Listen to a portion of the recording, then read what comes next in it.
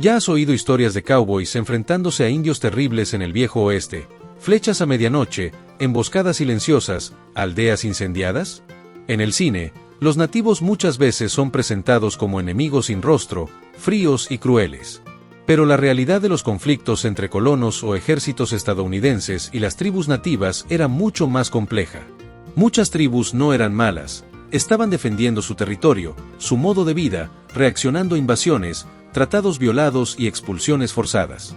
Aún así, para quienes venían de fuera o vivían en los puestos avanzados, algunas tribus sí parecían aterradoras, por sus tácticas, su valentía y su capacidad de sobrevivir en condiciones adversas.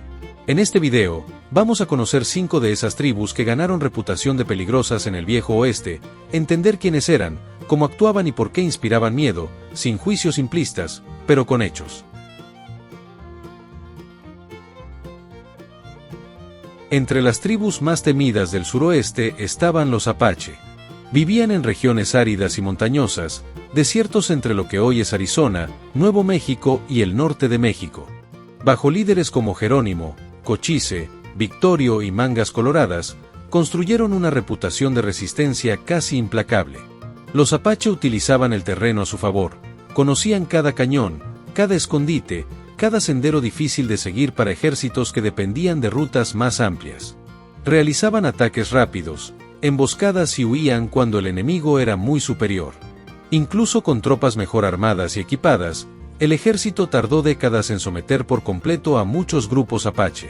La rendición de Jerónimo, en 1886, es un hito, pero hasta entonces los Apache ya habían realizado innumerables ataques, fugas y resistido cercos, produciendo en sus enemigos una combinación de desgaste moral, sorpresa e incertidumbre. Era esa capacidad de resistir, de aparecer y desaparecer en el desierto, de infligir pérdidas incluso siendo mucho más débiles, lo que daba a los Apache el aura de estar entre los más aterradores del viejo oeste. Si los Apache asustaban por las emboscadas y el terreno difícil, los Comanche asustaban por las llanuras, vastas y abiertas, y por su movilidad a caballo. Los Comanche dominaban gran parte del sur de las llanuras, Texas, Oklahoma y partes de Nuevo México, y durante mucho tiempo fueron considerados los señores de las llanuras del sur.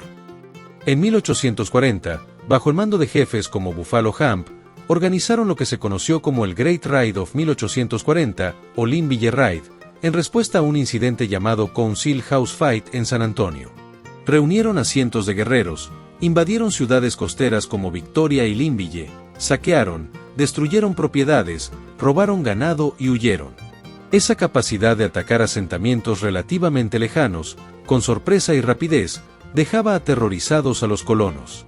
El hecho de que un ataque pudiera venir desde muy lejos, atravesar regiones consideradas seguras, aumentaba aún más el temor.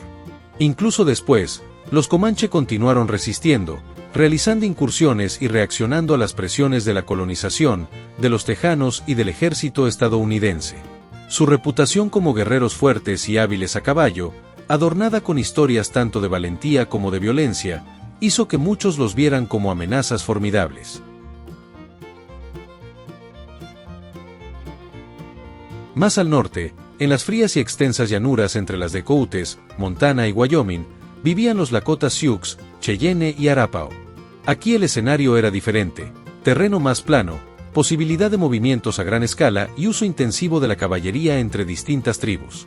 Líderes como Sitting Bull y Crazy Horse lograron unir tribus, organizar grandes resistencias y librar batallas que impactaron al ejército estadounidense. El episodio más famoso quizás sea la batalla de Little Bighorn, en 1876, cuando una coalición de Lakota, Cheyenne y Arapaho derrotó al 7º de caballería liderado por George Custer.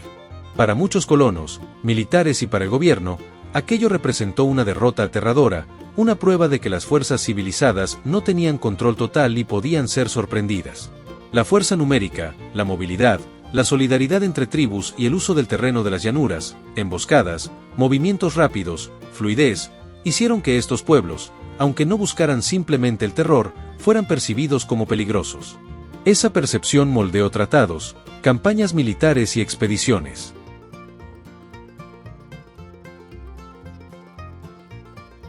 En regiones más remotas, Alrededor de cañones y refugios naturales en el noreste de Arizona y el noroeste de Nuevo México, se encontraban los Navajo.